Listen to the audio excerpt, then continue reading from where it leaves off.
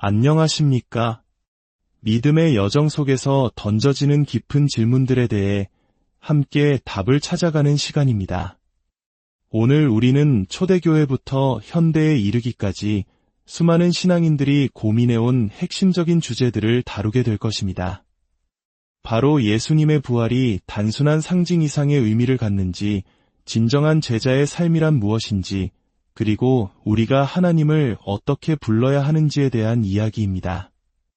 이 깊은 성찰의 여정을 시작하기에 앞서 잠시 여러분께 부탁의 말씀을 드립니다.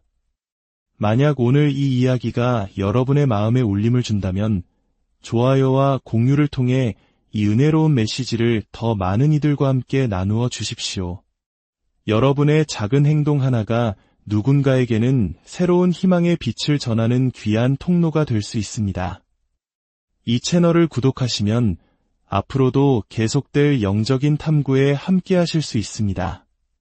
듣고 계신 모든 분들의 삶에 하나님의 크신 평안과 축복이 가득하기를 기도하며 오늘의 이야기를 시작하겠습니다.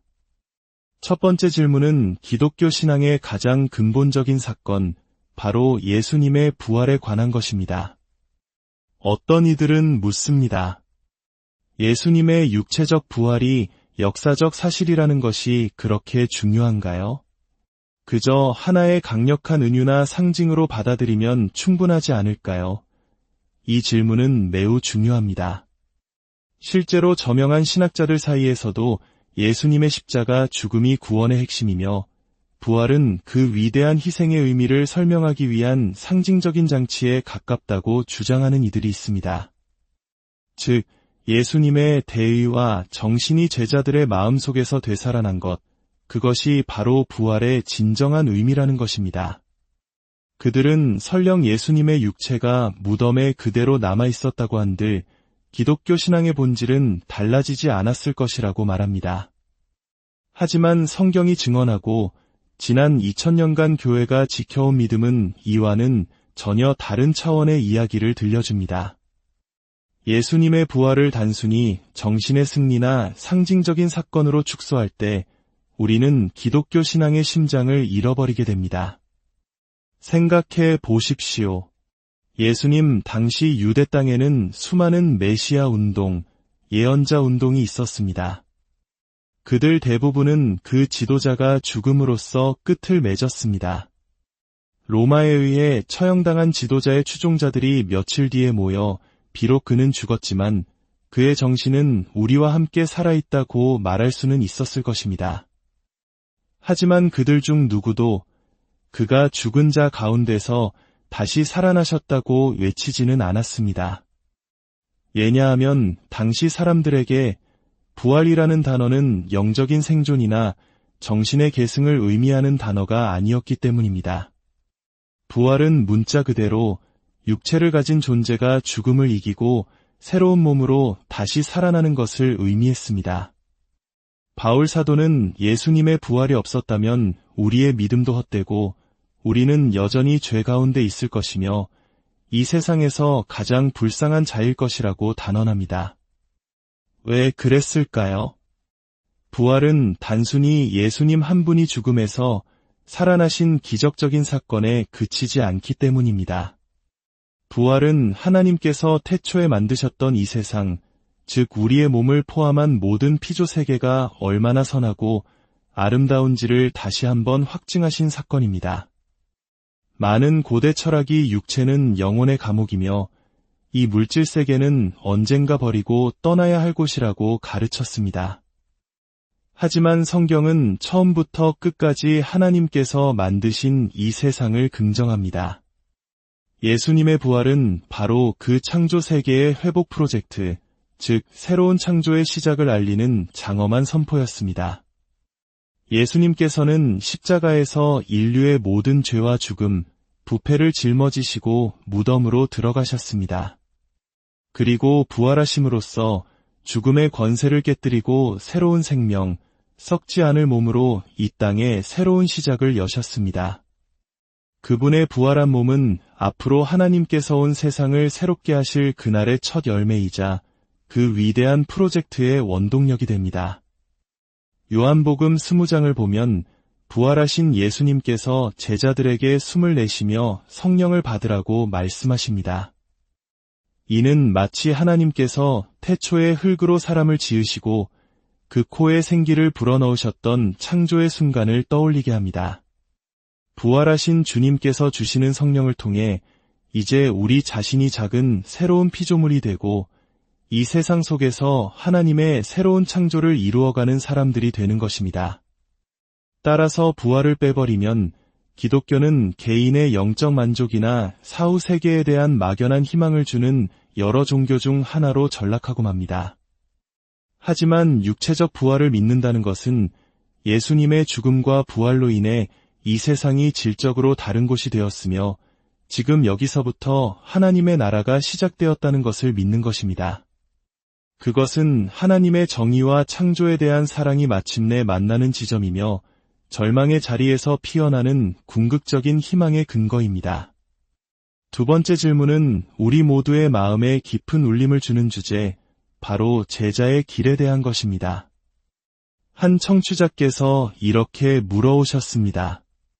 만약 어떤 그리스도인이 하나님보다 돈이나 명예, 가족, 심지어 국가를 더 우선시하면서도 회개할 필요를 느끼지 못한다면 예수님은 그를 여전히 자신의 제자라고 여기실까요? 나치 장교의 예시나 예수님께 환호했다가 며칠 만에 십자가에 못 박으라고 외쳤던 군중의 모습도 함께 언급되었습니다. 이것은 참으로 어려운 질문입니다. 왜냐하면 우리 중 누구도 이 질문 앞에서 자유로울 수 없기 때문입니다. 거울 앞에 선 우리 자신의 모습을 정직하게 들여다볼 때 온전한 제자의 삶, 완벽한 성결에 이르렀다고 자신 있게 말할 수 있는 사람이 과연 몇이나 될까요? 아마 대부분의 신실한 그리스도인들조차 저는 여전히 이 부분에서 부족합니다. 아직 이 문제를 해결하지 못했습니다.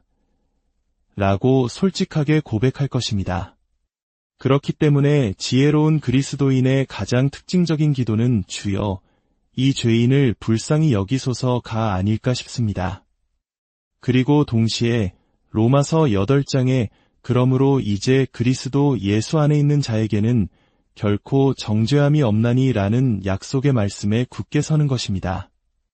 물론 바울은 거기서 멈추지 않고 육신의 행실을 죽이는 삶에 대해 계속해서 이야기합니다.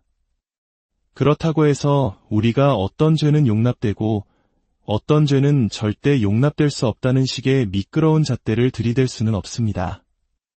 하지만 기독교 신앙의 삶에는 분명한 리듬이 존재합니다. 그것은 바로 죄의 고백과 용서의 확신이라는 반복되는 순환입니다. 예수님께서 제자들에게 가르쳐 주신 주기도문의 중심에도 우리가 우리에게 죄 지은 자를 사하여 준 것 같이 우리 죄를 사하여 주시옵고 라는 기도가 자리 잡고 있습니다. 기독교 신앙의 전체적인 움직임은 바로 이 용서를 향해 있습니다. 하나님께서 낡고 부패한 옛사람을 뒤로하고 새로운 삶을 시작하라고 우리를 부르시는 것입니다. 그 부르심에 응답하여 나아갈 때 여전히 우리를 붙잡는 옛 습관과 죄의 잔재들이 있다면 우리는 매일, 매주 규칙적인 훈련을 통해 그것들을 잘라내고 주님께로 더욱 가까이 나아가야 합니다. 때로는 기도만으로 부족하여 상담이나 공동체의 도움이 필요할 수도 있습니다. 중요한 것은 우리가 나아가고 있는 방향입니다. 질문에서 언급된 나치 장교의 예는 우리에게 더 큰 차원의 문제를 생각하게 합니다. 때로는 개인의 죄를 넘어 한 사회나 문화 전체가 기만당하고 하나님의 뜻을 행하고 있다고 착각하면서 끔찍한 악을 저지를 수 있다는 사실입니다. 이는 자신이 속한 문화와 시대를 비판적으로 성찰하고 우리가 지금 잘못된 길로 달려가고 있습니다. 라고 외칠 수 있는 용기가 얼마나 중요한지를 보여줍니다. 디트리히 보네퍼와 같은 신앙의 선배들이 바로 그런 예언자적 목소리를 냈던 사람들입니다. 궁극적으로 마지막 날 모든 사람의 마음속 비밀이 드러날 때 그들을 심판하실 분은 우리가 아니라 오직 하나님이십니다. 지금은 그저 흔들리고 혼란스러워 보이는 사람들 중에도 자신이 가진 작은 빛을 따라 최선을 다해 주님을 따르고 있는 이들이 있을지 모릅니다. 반대로 스스로 신앙이 좋다고 자부하는 우리 안에 더 큰 교만과 위선이 숨어 있을 수도 있습니다. 그런즉 선줄로 생각하는 자는 넘어질까 조심하라는 바울의 경고를 우리는 항상 기억해야 합니다. 제자의 길은 완벽함의 길이 아니라 넘어지고 실패할 때마다 다시 일어나 주님의 자비에 의지하며 한 걸음씩 나아가는 순례자의 길입니다. 마지막으로 현대 신앙인들이 자주 마주하는 또 하나의 중요한 질문을 다루어 보겠습니다. 바로 하나님을 지칭하는 대명사에 관한 것입니다.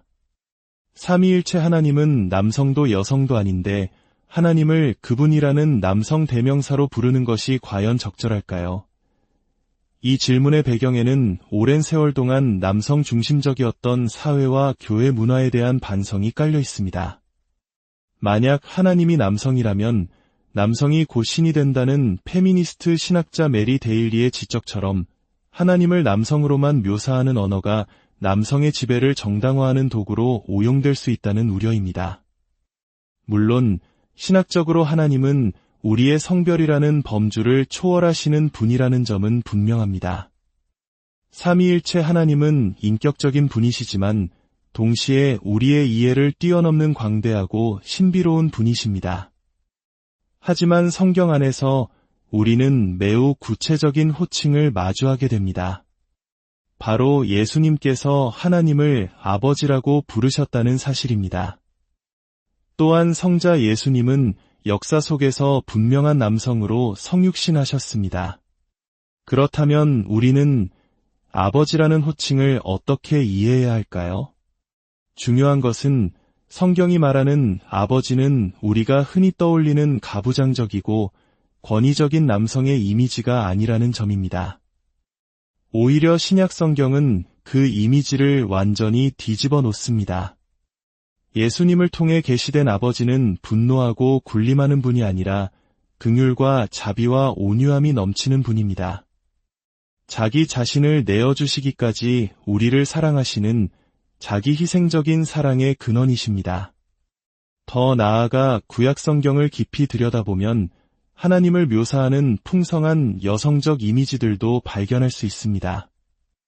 예를 들어 히브리어에서 긍휼 또는 자비를 뜻하는 라함임이라는 단어는 어머니의 자궁을 의미하는 레엠이라는 단어에서 유래했습니다. 이는 마치 자식을 향한 어머니의 애끓는 사랑과도 같은 하나님의 마음을 보여줍니다. 또한 이사야서에서는 하나님께서 해산하는 여인처럼 부르짖으시는 모습으로 묘사되기도 합니다. 성령님에 대한 묘사도 흥미롭습니다. 히브리어로 영을 뜻하는 루아흐는 여성 명사입니다. 로마서 8장에서 성령님은 피조물 전체의 탄식 속에서 우리와 함께 신음하며 탄식하십니다. 이 모습은 마치 새 생명을 잉태하고 출산하는 어머니의 이미지를 떠올리게 합니다. 이 모든 것을 종합해 볼 때 하나님은 우리의 남성성과 여성성이라는 개념 안에 갇히는 분이 아니며 오히려 그 모든 것을 포함하고 초월하시는 분임을 알 수 있습니다. 우리가 가진 남성성과 여성성이라는 개념 자체가 실은 더 크고 신비로운 하나님의 실제를 가리키는 불완전한 표지판에 불과할지도 모릅니다. 따라서 남성 지배적인 문화에 대한 비판 때문에 아버지라는 호칭 자체를 포기하는 것은 목욕물을 버리려다 아기까지 버리는 것과 같습니다. 세상에 나쁜 아버지가 많다고 해서 자녀를 향한 긍휼이 넘치는 아버지의 참된 이미지를 포기할 필요는 없는 것과 같습니다. 오히려 우리는 성경이 보여주는 참된 아버지의 모습을 깊이 묵상함으로써 왜곡된 남성성과 가부장적 문화를 비판하고 변화시켜 나가야 합니다. 어떤 교회에서는 아버지와 아들과 성령의 이름으로라는 전통적인 세례문 대신 창조주, 구속주, 성화주의 이름으로 세례를 주는 시도를 하기도 했습니다. 성별의 문제를 피하려는 좋은 의도였을지 모르지만 이는 신학적으로 큰 문제를 낳습니다. 창조, 구속, 성화는 삼위일체 하나님의 역할이나 기능을 설명하는 것이지 아버지, 아들, 성령이라는 각 고유한 인격의 이름이 아니기 때문입니다. 우리는 하나님의 기능이 아니라 인격이신 하나님과의 관계 속으로 들어가는 것입니다. 결론적으로 우리는 하나님에 대해 말할 때 겸손해야 합니다. 우리의 언어는 항상 불완전하며 광대하신 하나님을 담아내기에 턱없이 부족합니다. 하지만 예수님께서 직접 가르쳐 주시고 교회가 2000년 동안 지켜온 아버지, 아들, 성령이라는 이름 속에는 우리가 함부로 바꿀 수 없는 깊은 신비와 진리가 담겨 있습니다. 우리는 이 이름 안에서 하나님의 자기 희생적인 사랑과 긍휼, 그리고 우리를 새롭게 하시는 능력을 발견하며 그 신비 앞에 경외함으로 머리를 숙이게 됩니다. 오늘 우리는 부활의 의미, 제자의 길, 그리고 하나님을 향한 우리의 언어라는 세 가지 중요한 주제를 함께 살펴보았습니다. 이 이야기들이 여러분의 신앙 여정의 작은 등불이 되고 더 깊은 묵상으로 나아가는 디딤돌이 되기를 진심으로 바랍니다. 주님의 은혜와 평강이 이 말씀을 듣는 모든 분들의 삶과 가정 위에 늘 함께 하시기를 기도합니다.